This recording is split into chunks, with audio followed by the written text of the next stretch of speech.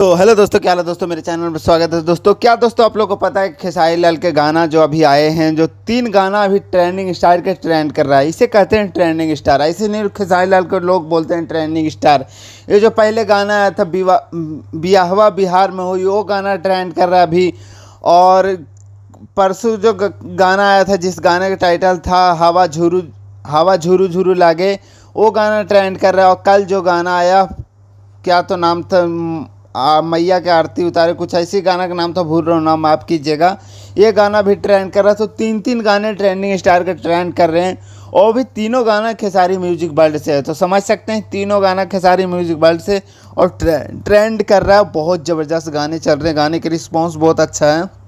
आप लोग जाइए और सपोर्ट कीजिए। गाना बहुत धमाकेदार और बवाल मचा रहा है, गाना बहुत ज़बरदस्त है। तीनों गाना ब्लास्ट है और तीनों गाना ट्रेंड कर रहा है। इसे कहते हैं ट्रेंडिंग स्टार। ऐसे नहीं लोग खेसारी लाल को ट्रेंडिंग स्टार नाम दिए, नाम के हक में भी है। सो ज़्यादा मैं कुछ नहीं बोलता हूँ। Okay bye, love you.